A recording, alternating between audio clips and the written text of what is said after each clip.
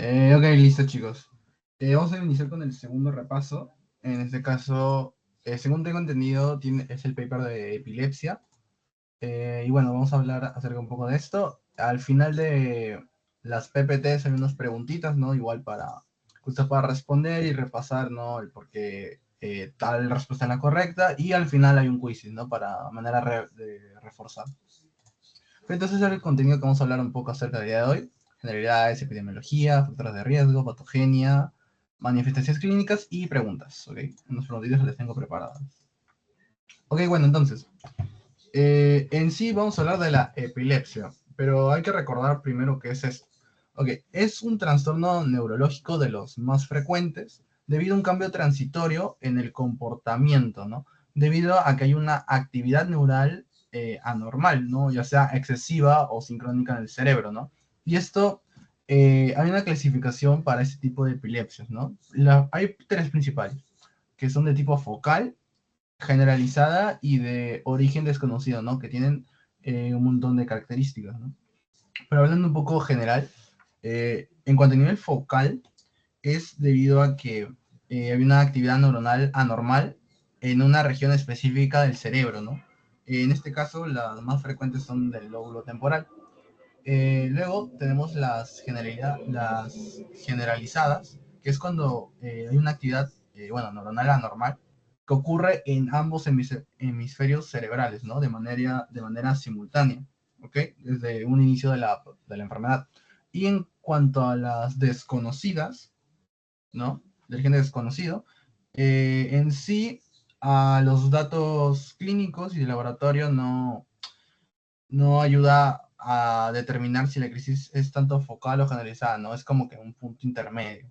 Entonces, un dato importante a resaltar es que el diagnóstico para esta enfermedad es que se debe establecer una crisis epiléptica, bueno, menos de 2 crisis epilépticas eh, en menos de 24 horas, ¿no? O una sola crisis con un alto riesgo de recurrencia, ¿no? Por ejemplo, eh, menos del 60% de crisis epilépticas en los próximos 10 años, ¿no? Ese es un datito importante a resaltar. Bueno, antes de hablar un poco acerca de la epidemiología, les quiero explicar un poco más a detalle de los tipos de crisis, ¿ok? En cuanto a la crisis focal, ¿no? Les mencioné que es en una región específica de un hemisferio cerebral, ¿no? Además que esta zona, esta crisis puede afectar una pequeña zona del cerebro, ¿no? Propagarse a áreas más cercanas, ¿no? Pero generalmente es una eh, localizada, ¿no? Entonces, hay varios tipos de crisis focales que pueden haber, ¿no? Por ejemplo, puede haber crisis focales con conciencia preservada, ¿no? Que antes se llamaban crisis parciales simples, ¿no? El paciente está consciente y recuerda el evento, ¿no? Recordó que tuvo un ataque, una crisis epiléptica. Además que pueden experimentar algunos otros síntomas, ¿no? Como menciona acá en su paper, motores, ¿no? Como movimientos involuntarios o síntomas no motores que pueden ser sensaciones extrañas, ¿no? Como tienen algún déjà vu, ¿no? O miedo repentino, ¿no? Luego están las focales con conciencia alterada, ¿no? Que antes se llamaban crisis parciales complejas, que estas sí son donde el paciente, bueno, hay una alteración de la conciencia, ¿no? Tanto puede responder o parecer ausente, ¿no? También puede haber automatismos, ¿no? Es decir, movimientos repentinos, ¿no? Como frotarse las manos o masticar.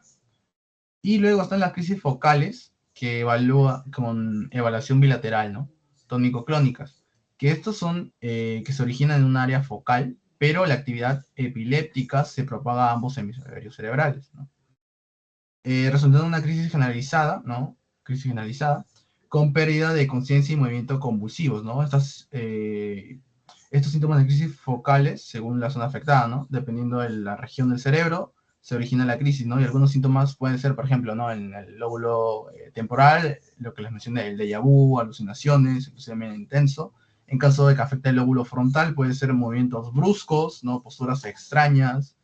En caso del lóbulo parietal, pueden ser sensaciones anormales, ¿no? Como que el paciente presente hormigueos o calor anormal o que se sienta por ejemplo, ¿no? Que en el brazo o en una parte del cuerpo sienta presión. O también el lóbulo occipital, donde, bueno, recordemos, ¿no? Que en el lóbulo occipital es donde se encuentra el área 17 de Brodmann, ¿no? La visual, ¿no? Entonces va a tener alucinaciones visuales o pérdida momentánea de la visión, ¿ok? Luego, también en cuanto a crisis de inicio generalizada, ¿no? Se caracteriza principalmente porque hay una actividad epiléptica involucrada en ambos hemisferios, ¿no? Como les mencioné. Esto se acompaña a la pérdida de conciencia desde el inicio. Algunos subtipos son las tónico-clónicas, que ya les mencioné, ¿no? Que tienen rigidez muscular súbita, esa es la tónica. En la fase clónica tiene movimientos rítmicos de sacudida, por llamarlo así, ¿no? Donde puede haber que el paciente se muerda la lengua, incontinencia urinaria y estado confusional, ¿ok? Además que hay una crisis de ausencia. Luego se puede presentar episodios breves de desconexión con la realidad, ¿no? Entre un periodo de 5 a 15 segundos, donde no hay movimientos convulsivos, pero puede presentar parpadeos o ciertos movimientos sutiles. Y es muy común en niños, ¿no? Luego tenemos, por ejemplo, algunos otros síntomas que pueden presentarse, ¿no? Pueden ser las sacudidas musculares bruscas o involuntarias, que se dan en, bueno, en las piernas y brazos, ¿no? Y generalmente se asocia a algunos otros síndromes epilépticos, ¿no? Como puede ser la epilepsia mioclónica juvenil. Eh, y bueno, por último, yendo a las de crisis de inicio de origen desconocido, en sí no se determina si es focal o generalizada, debido a la falta de información, pero algunos subtipos de estos pueden ser que tengan manifestaciones motoras, ¿no? Movimientos nicoclónicos o mioclonias, o también se puede manifestar sin necesidad de la presencia motora, que puede ser cambios en la conciencia, comportamientos automáticos, etcétera, ¿no? Muy bien. Ahora sigo yendo a la epidemiología, principalmente actual, según la OMS, hay 50 millones de personas que lastimosamente tienen epilepsia, no presentan epilepsia, y generalmente son en países con países de tercer mundo, ¿no? O sea, países pobres. En este caso, toda la región de África es donde hay más indicios o índice de pacientes con epilepsia. ¿Ok? La incidencia anual no es de 67,8 casos por cada 100.000, ¿no? Algunos factores influyentes que pueden desencadenar la epilepsia, ¿no? Por ejemplo, la distribución geográfica que les mencioné, ¿no? Países con muy pocos ingresos, ¿no? O algunos medianos, ¿no? Especialmente África y algunas regiones de Sudamérica. En cuanto a edad, ¿no? Se da tanto en niños como en adultos mayores, ¿no? Pero sin embargo más alto en adultos mayores, ¿no? Que estos son los que van a tener las crisis focales. Generalmente son adultos mayores a 50, 60 años. ¿Y por qué? Debido a que, por ejemplo, en caso de los niños, el desarrollo del cerebro aún es inmaduro, ¿no? Entonces, tienen menos conexiones neuronales estables y tienen mayor susceptibilidad a las descargas epilépticas, ¿ok? Pueden presentarse estas crisis epilépticas, ¿no? Como el síndrome de Dravet o epilepsia mioclónica, ¿ok? Juvenil, que aparece en la infancia o la adolescencia. ¿Ok? Y en cuanto a los adultos mayores, hay mayor riesgo, ¿no? De que se presenten en ellos debido a que son más propensos a tener enfermedades cerebrovasculares, tumores o algunas enfermedades neurodegenerativas como puede ser el Alzheimer, ¿no? Entonces todo esto puede causar una epilepsia, ¿ok? Cambios en sí de la estructura cerebral también se puede dar, ¿no? Por ejemplo, alguna atrofia cortical, algo más, alteraciones en los neurotransmisores, etcétera, ¿no? Entonces todo esto puede facilitar a que los adultos mayores tengan estas crisis epilépticas. En cuanto a la prevalencia, es baja en la infancia, pero aumenta en la adultez media, ¿no? ¿Esto por qué se da? Esto es debido a, por ejemplo, que a lo largo de la vida de una persona puede que presente, ¿no? Algunos, por ejemplo, accidentes de tránsito o traumatismos que afecten al cráneo, ¿no? Estos son los accidentes cráneoencefálicos, ¿no? Bueno, eso ya dependiendo de la vida de la persona, del estilo de vida de la persona, ¿no? Pero esto puede generar que sea más común eh, esta presencia de la enfermedad. ¿ok? También puede haber complicaciones perinatales, ¿no? Que son más frecuentes en países con menos acceso a cuidados, bueno, a un sistema de salud bueno, ¿no? Etcétera. ¿Qué más? También en cuanto a sexo, no hay una diferencia marcada, ¿no? Sin embargo, se le atribuye más a los hombres debido a que presenta estos factores de riesgo, ¿no? Que pueden ser accidentes cráneoencefálicos, ¿no? Pero en sí no hay una diferencia marcada en cuanto a sexo. Yendo a epilepsia, ¿por qué la epilepsia puede ser letal? Porque puede presentar, por ejemplo, lo que viene siendo una muerte súbita inesperada, ¿no? Que se llama en epilepsia, que es la SUDEP. ¿Eso por qué? Porque debido a, durante una crisis, ¿no? Tónico-clónica generalizada, puede haber tanto supresión del tronco encefálico, que se va a encargar de algunas funciones, entre ellas ayudar a controlar, ¿no? A controlar la respiración y el ritmo cardíaco, ¿no? Entonces, también se puede generar una depresión respiratoria prolongada, que esto lleva a una hipoxia fatal, ¿no? El cerebro se va a quedar sin oxígeno, quien le suministre, y también puede generar arritmias cardíacas que alteran los canales, eso debido a que hay una alteración de canales iónicos, ¿no? Neuronales. Entonces, eso, esto es por eso que la epilepsia puede ser mortal, ¿no? Además, que se le asocia a los tipos de epilepsia de origen estructural y farmacoresistente con mayor muerte prematura. Y bueno, acá lo que les mencioné, esto debería ir en distribución geográfica, pero en sí los países con bajos ingresos tiene una tasa de mortalidad mayor, ¿no? Siendo de 2,6 veces mayor en estos países, ¿no? Que son de África o algunos, incluso algunos de Sudamérica. Bueno, ahora yendo a los factores de riesgo, yo les decidí dividir en modificables y no modificables. En cuanto a no modificables, por ejemplo, tenemos la genética, ¿ok? Debido a que algunas alteraciones en ciertos genes va a producir esa patología.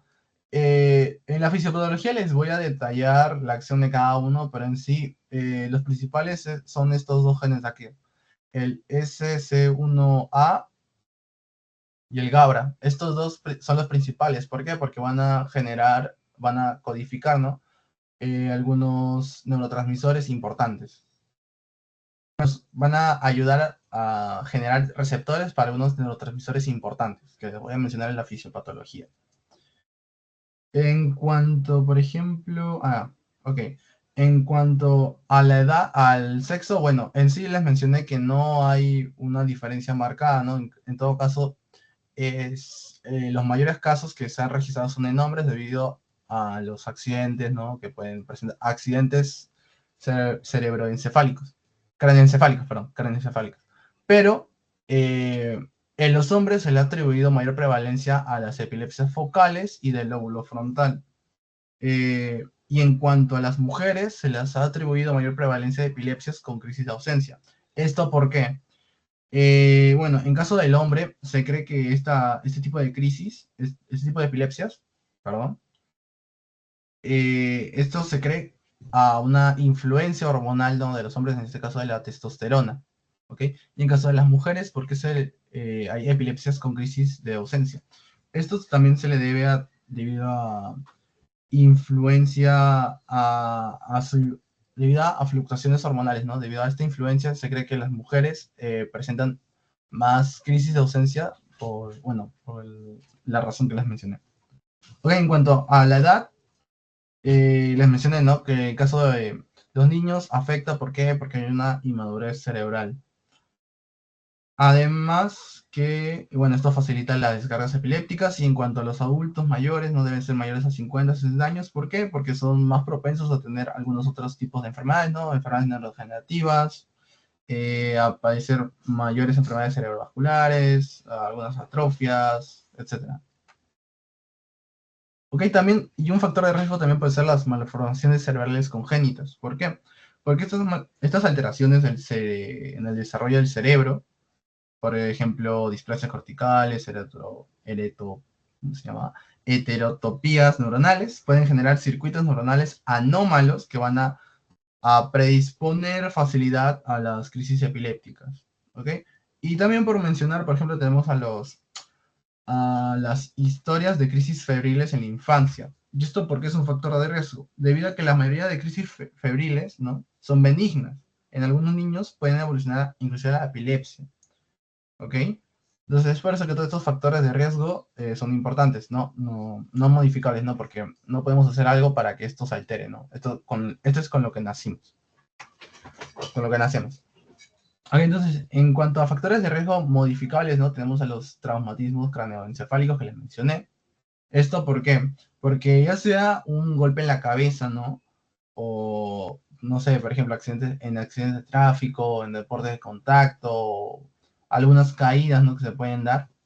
Esto va a dañar a la corteza cerebral, generando cicatrices y una reestructuración neuronal que va a favorecer a las crisis epilépticas. ¿Ok? Otro que también tenemos son los accidentes cerebrovasculares, ¿no? Los famosos ACV. ¿Por qué? Porque el ACV puede destruir todo el tejido cerebral y esto va a provocar una epilepsia post-ictus. Y también podría considerarse la hipertensión, ya que la hipertensión es un factor de riesgo para el ACV, ¿no? Entonces va a producir eso. Otro también puede ser algunas infecciones del sistema nervioso central, ¿no? Por ejemplo, no tenemos a la neurocisticercosis, ¿no? También pueden ser algunas, por ejemplo, las meningitis, la, la meningitis y la encefalitis, ¿ok? Estas infecciones pueden causar inflamación cerebral crónica y esto va a generar, ¿no?, un daño neuronal, ¿ok? Principalmente la neurocisticercosis, ¿verdad? Es muy frecuente en Sudamérica, no, América Latina y en África, ¿no? Entonces es por eso que esto es una de las principales este es uno de los principales factores de riesgo, ¿ok? Que podríamos también atribuirle a la epidemiología. También el consumo de alcohol y de drogas puede causar la epilepsia. ¿Por qué? Porque el consumo tanto de cocaína, metanfetaminas o la abstinencia alcohólica puede aumentar, ¿no?, la incidencia de crisis epilépticas. ¿Por qué? Porque esto va a aumentar la excitabilidad neuronal. También la exposición a ciertas toxinas o sustancias neurotóxicas. ¿Por qué? Porque tanto el plomo, por ejemplo, ¿no?, mercurio o ciertos pesticidas pueden aumentar el daño neurológico y esto va a aumentar el riesgo a la crisis. También la privación del sueño. ¿Por qué? Porque la falta de sueño altera la actividad eléctrica del cerebro y esto puede desencadenar esta crisis, ¿no? Especialmente esto es frecuente en epilepsia mioclónica juvenil. Y también el estrés crónico. ¿Por qué? Porque recordemos que el estrés va a haber un aumento, ¿no?, de la liberación de tanto cortisol como adrenalina. Entonces, esta liberación va a producir que afecte a la neurotransmisión y va a favorecer la crisis, ¿no?, en personas con predisposición epiléptica, ¿no? Entonces esto es peor. Okay, entonces, estos son los principales factores de riesgo. Ok, ahora yendo a la patogenia, ¿qué es lo que ocurre? Que, bueno, nosotros recordemos que un poco de fisiología básica, ¿no?, que para la transmisión de un potencial de acción, ¿no?, se da entre las neuronas, ¿no?, entre las dendritas y los axones, ¿ok? Entonces, ¿qué es lo que ocurre? Que normalmente las neuronas generan 80 impulsos por segundo, pero cuando un paciente presenta epilepsia, estos impulsos van a aumentar drásticamente. En promedio son 500 impulsos por segundo, ¿no? Entonces, ¿cómo es que ocurre esta patología? La epilepsia se va a dar por una hiperexactibilidad neuronal. Ok, va a haber la neurona se va a excitar demasiado. Y se puede dar hay 4 mecanismos, ¿no? Una que viene siendo en cuanto a la alteración del axón, ¿no? Recordemos que aquí es donde vamos a encontrar los canales de sodio y de potasio. Entonces, en estos canales, normalmente, bueno, ¿no?, entra sodio, se va a aperturar los canales de sodio, no, mediante el potencial de acción, ¿no? Se va a aperturar los canales de sodio, va a haber sodio intracelular, y para evitar que haya para evitar que se siga despolarizando, ¿no?, para regularizarlo, se va a aperturar los canales de potasio, que eso es lo que permite la salida del potasio, ¿no?, y que, digamos, haya cierto equilibrio. ¿Okay? Entonces, Eh, en la epilepsia, aquí lo que ocurre es de que de alterarse estos canales, va a entrar continuamente el sodio, ¿ok? Y se va a generar continuamente lo que es el potencial de acción. Aquí es donde va a intervenir la genética que les mencioné aquí. En este caso, va a estar alterado este gen, que es el SCN1A.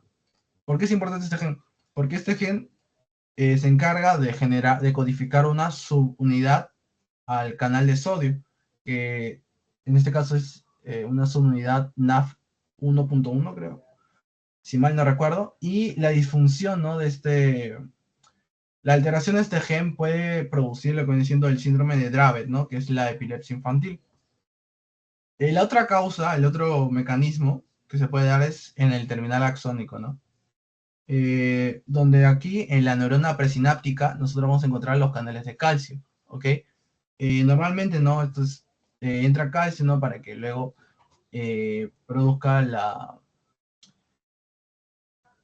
la liberación de neurotransmisores, ¿ok? Por exocitosis. Entonces, ¿qué es lo que ocurre? Que en este caso, el gen SACNA1A, ¿ok? Este gen va a ser principalmente alterado. Entonces, al alterarse el gen, lo que va a producir es de que los canales de calcio no se cierren, ¿ok? Y al no cerrarse, va a seguir ingresando calcio, ¿ok? Entonces, este aumento de calcio va a estimular continuamente la exocitosis de neurotransmisores al espacio sináptico, ¿ok? Y en este caso, los neurotransmisores principales son el glutamato y el GABA, ¿no? Recordemos que el glutamato es estimulador y el GABA es inhibidor, ¿ok? Pero en este caso, generalmente en la epilepsia, el glutamato se va a encontrar muy elevado, ¿no? Entonces va a haber una exocitosis en este caso, de glutamato. ¿Ok? Y en el tercer caso es debido a un desequilibrio de estos neurotransmisores que les mencioné, ¿no? El glutamato tiene afinidad por los receptores NMDA y AMPA, ¿ok? ¿Qué es lo que ocurre? Que el glutamato va a incentivar que haya un aumento de estos receptores, ¿ok? Y una vez que se una a estos receptores, va a generar que haya más entrada de sodio y de calcio. ¿Okay? Entonces, esto va a aumentar la excitabilidad neuronal. ¿Ok? Una vez que el potencial de acción llega al terminal axonal, va a estimular los canales de calcio, ¿no? Entonces, al aumentar los canales de calcio, produce la exocitosis de estos neurotransmisores, especialmente glutamato. ¿Ok? Entonces, va a haber una sobreestimulación de las neuronas del postsináptico. ¿Ok? Y hay un cuarto caso que es a ver, ¿dónde está? Creo que no lo puse aquí. No, no lo puse. Pero va a haber un cuarto caso que es cuando está alterado los receptores del postsináptico. ¿Ok? Cuando un neurotransmisor se une a su receptor, ¿no? Va a producir un potencial de acción, ¿no? En este caso, el glutamato, cuando se une a su receptor, va a producir que entre sodio, ¿no? Entre sodio. Y posteriormente el neurotransmisor se va a cerrar y el receptor, perdón, el neurotransmisor se va a degradar y el receptor se va a cerrar. Entonces, ¿qué es lo que ocurre? Cuando hay una alteración en el neurotransmisor, va a producir que haya más afinidad, ¿no? Del neurotransmisor al receptor, ¿no? Va a haber un aumento de la afinidad. Entonces, este aumento de la afinidad lo que va a producir es de que el neurotransmisor se mantenga unido a su receptor por mucho más tiempo. Entonces, esta prolongación va a producir que entre mucho más sodio, ¿ok? Durante todo ese tiempo a la neurona. Y esto va a producir una sobreexcitación postsináptica. Entonces, en sí, en la epilepsia lo que ocurre es un aumento de la excitabilidad neuronal, ¿no? Debido a estas alteraciones en los receptores, ¿ok? Y en los neurotransmisores. Entonces, esto va a producir lo que viene diciendo la epileptogénesis. ¿Sí?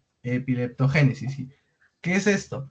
La epileptogénesis es básicamente el paso de un cerebro normal a un cerebro epiléptico, ¿no? ¿Y esto por qué ocurre? debido a, bueno, a este proceso que les mencioné, también debido a una neurogénesis anómala, que es básicamente una proliferación neuronal en el hipocampo. ¿Por qué esta zona es importante? Porque generalmente, bueno, en el hipocampo vamos a encontrar lo que vienen siendo los circuitos cerrados. ¿Y por qué es importante esto? Porque va a facilitar la propagación de la actividad epiléptica. Entonces, tenemos en el hipocampo al giro dentado. Esta estructura es la, digamos, la puerta principal, ¿ok? Para que la epilepsia pueda propagarse, ¿ok? ¿Qué es lo que ocurre? Que en el giro dentado se van a generar nuevas conexiones aberrantes, que son las fibras mugosas, ¿no? Pero estas fibras mugosas, lo que ocurre es que no van a conectar con neuronas inhibitorias, sino con neuronas excitatorias. Entonces, esto va a conducir a una conducción excitatoria aberrante, que esto es lo que va a aumentar las crisis epilépticas, ¿no? Por eso es que esta área del hipocampo es muy importante. Entonces, ¿qué es lo que ocurre? Que va a haber una proliferación neuronal en el hipocampo, generalmente de neuronas excitatorias. Además que esto va a producir formación de circuitos excitables. Una segunda razón puede ser que haya, bueno, ¿no? Haya una disminución de interneuronas inhibitorias. En este caso serían neuronas GABAérgicas en el hipocampo. Y una tercera razón puede ser, por ejemplo, una alteración tanto en la glía como en la barrera hematoencefálica. ¿Por qué? Porque va a ser susceptible la barrera hematoencefálica al paso de ciertos agentes y esto va a producir una inflamación en el cerebro y esto va a generar, ¿no?, un daño va a generar daño en el cerebro y esto va a producir episodios de epilepsia. Algo más para mencionarles. No, creo que eso sería todo en cuanto a la patogenia. Traté de buscar imágenes mejores en los papers, pero bueno, encontré esta que está, bueno, muy resumida y aquí es en cuanto a los niveles de milivoltios, ¿no?, que se va a producir debido al ingreso, ¿no?, eh, de estos neurotransmisores, ¿no?, y del sodio, calcio y potasio. Ok, ahora yendo en cuanto a los síntomas principales de las convulsiones, ¿no? Lo que el paciente va a presentar es una confusión temporal, episodios de ausencia, estos movimientos, ¿no?, que van a presentar, ¿no?, que son los espasmos, van a ser incontrolables tanto en los brazos y en las piernas. El paciente va a perder el conocimiento, la conciencia, y también inclusive va a presentar algunos síntomas que van a variar según el tipo de convulsión. A ver, por ejemplo, en las crisis focales, ¿no?, van a presentar síntomas motores, ¿ok? Dependiendo del área motora afectada, ¿no? Va a haber movimientos clónicos focales, ¿no? Que son estas sacudidas, ¿no? Estos movimientos, estos espasmos que va a presentar en el brazo y piernas.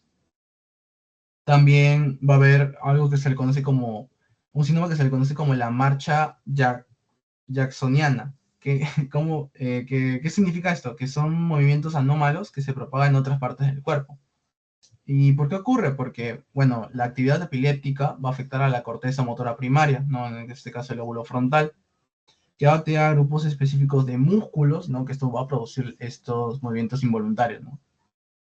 Luego, algunos síntomas sensitivos, ¿no? Pueden ser algunas parestesias, dolor, o cambios térmicos o depresión, ¿no? El paciente va a presentar hormigueo o entumecimiento en una parte del cuerpo.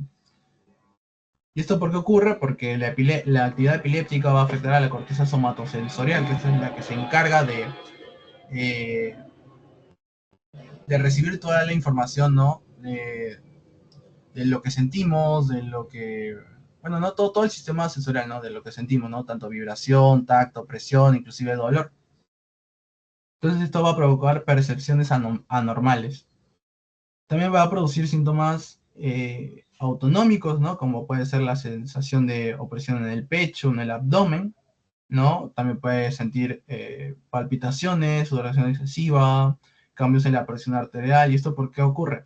Porque la actividad epiléptica en el lóbulo temporal va a activar respuestas autonómicas a través del sistema nervioso autónomo. Esto va a producir estos síntomas. También algunos síntomas psíquicos, ¿no? Como puede ser algunas alteraciones emocionales o cognitivas, ¿no? Les mencioné el déjà vu, que va a sentir, ¿no? La sensación de haber vivido algo, ¿no? Que nunca ha experimentado. También va a producirse algunas alucinaciones auditivas o visuales, ¿no? Sonidos irreales, imágenes brillantes o distorsionadas. E inclusive va a presentar miedo intenso o ansiedad súbita. ¿Esto por qué? Porque la epilepsia, ¿no? Esta actividad epiléptica va a afectar al lóbulo temporal y a una parte del cerebro que se conoce como la amígdala, de que va a provocar estas alteraciones en las emociones y en la percepción. También vamos a presentar lo que viene siendo la crisis de ausencia, ¿no? Que esta crisis de ausencia se caracteriza, ¿no? Por episodios de desconexión breve, parpadeo repetitivo, movimientos sutiles, y donde aquí no va a haber ni caída ni convulsiones. ¿Y por qué ocurre? Porque hay una activación anormal de los circuitos talamocorticales, con oscilaciones en la actividad de los canales de calcio. También también se puede presentar crisis mioclónicas, que son sacudidas musculares breves y bruscas, ¿no? Por eso se llama mioclónica. Y generalmente en los pacientes que tienen este tipo de crisis ocurre en las mañanas.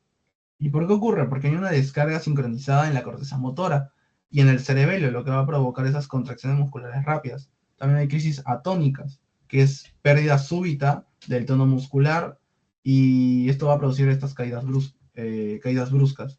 También pueden ser breves, pero estas caídas son generalmente peligrosas, ¿no? Porque hay riesgo de traumatismo craneoencefálico, ¿no? Que el paciente pueda dañarse su cráneo, su cabeza. ¿Y por qué ocurre? Porque hay una inhibición súbita y generalizada de la corteza motora, que va a causar esta pérdida del tono muscular. Y bueno, esos son los principales síntomas que van a ocurrir cuando un paciente tenga estos episodios de epilepsia. ¿Ok? Bueno, eso sería el repaso, y acá hay algunas preguntitas. Uy, a ver, un momento, un momento. A ver, un momento. Bueno, eso sería el repaso. Ahorita hay una serie de preguntas, ¿ok? Que no sé por qué.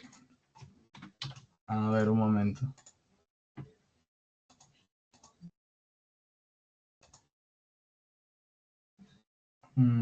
Ok, no sé por qué salen de frente las respuestas.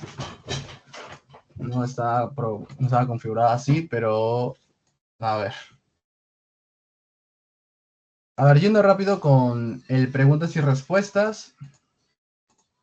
¿Qué ocurre la barrera hematocefálica en la epilepsia? Se vuelve más permeable. Se refuerza evitando la entrada de sustancias, no, esa no es. Se calcifica impidiendo el paso de electrolitos, esa tampoco es. Y la última respuesta es que no se ve afectada, no. Cuando en una crisis de epilepsia, la barrera hematocefálica se va a ver alterada. Oye, a ver, un momento. Que me están escribiendo el jefe. Ya está, ok. Bueno, continuando. ¿Por qué el hipocampo es una región comúnmente afectada en la epilepsia? ¿Porque posee pocas conexiones neuronales? No. ¿Porque contiene una mayor cantidad de neuronas inhibitorias? Esa tampoco es.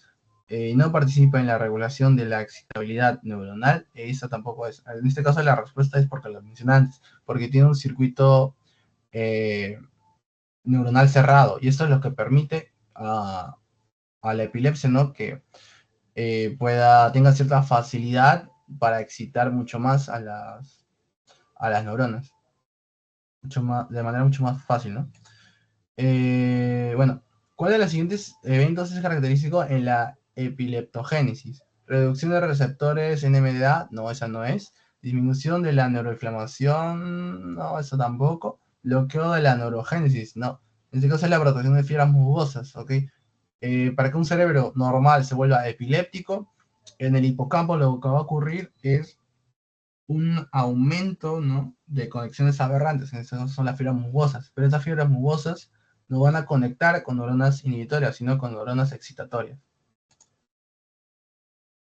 5. ¿Cuál de las características principales de las crisis focales? ¿Cuál es la característica principal de las crisis focales con alteración de la conciencia? Pérdida súbita del tono muscular, no. Caída en el suelo sin respuesta, tampoco es. Sacudidas generalizadas del cuerpo, no. En caso de las crisis focales, cuando hay una alteración de la conciencia, siempre va a ocurrir los movimientos involuntarios repetitivos, ¿no? Los espasmos, ¿no?, que pueden ser en los brazos, en las piernas. Eh, ¿Y esto por qué? Porque puede ocurrir.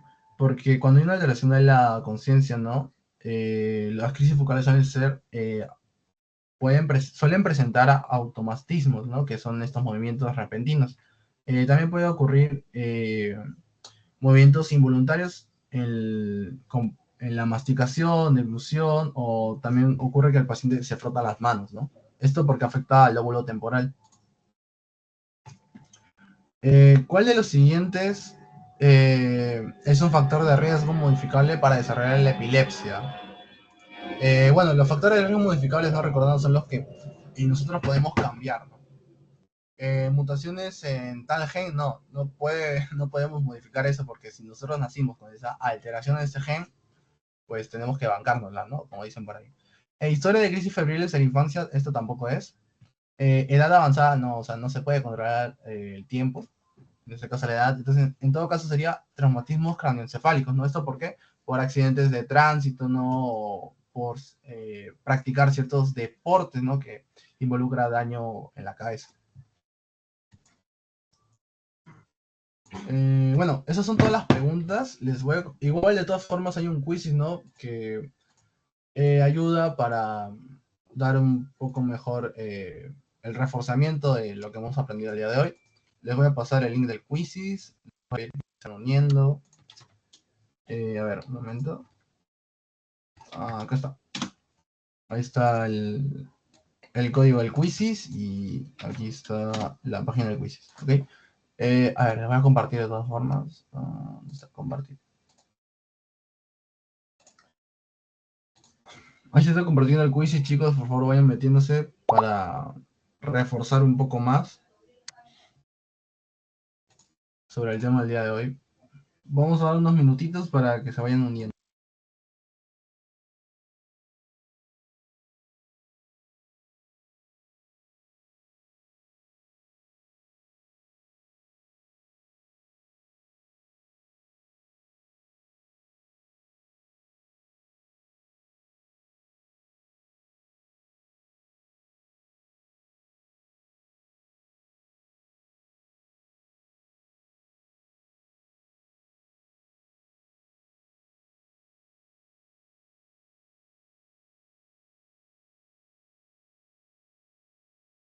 Ok, se ha conectado Lorena, ¿quiénes faltan? Falta María Fernanda, falta Dora, por favor vayan uniéndose.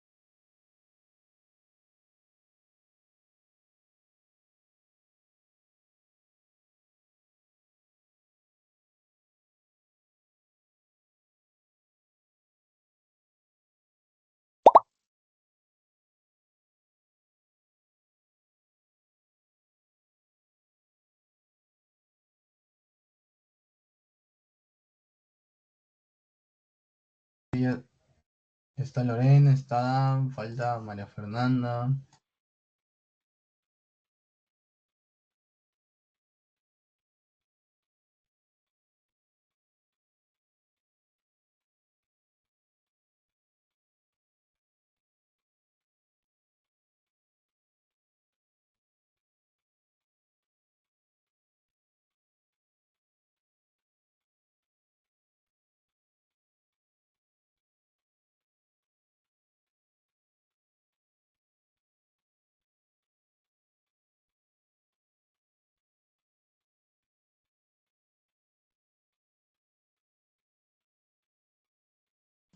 Ah, ¿qué escribió? Ah, espérenme, ok, ok.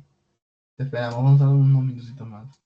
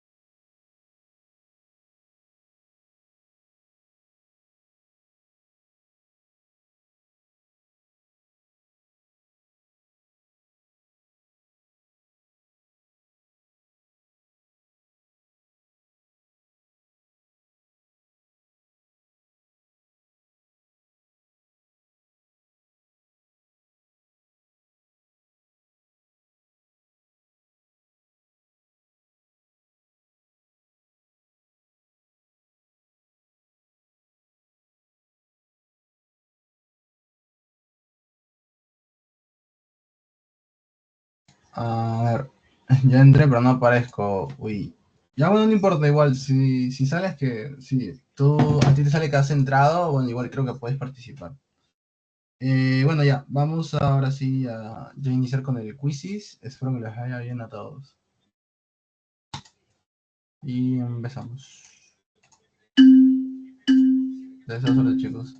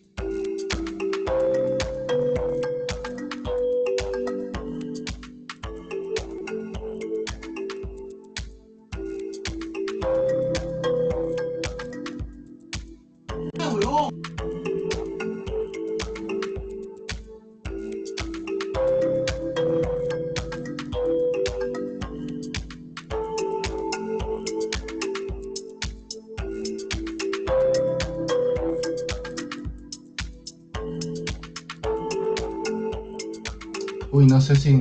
A ver, chicos, ya empezó, no sé... No sé si a mí se me ha... A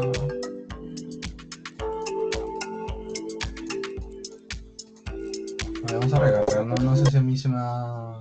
Se me ha bugueado ya. Ah, no, sí, están participando. Uy. A ver, Maffer le dio... No sé si ya han terminado todos, faltaría Dan. Ok, un fallo técnico. Falta Dan nomás, pero veo que les está yendo bien.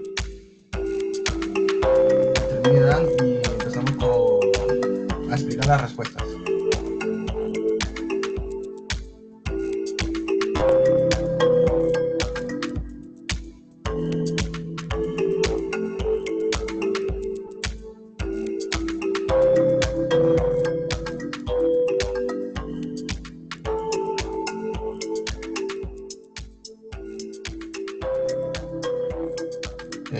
Ya está listo, chicos.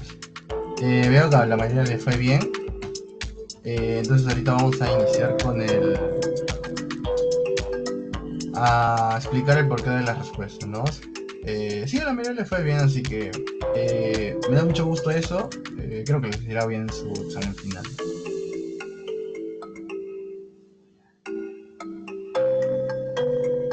Ok, entonces, muy bien, primera pregunta.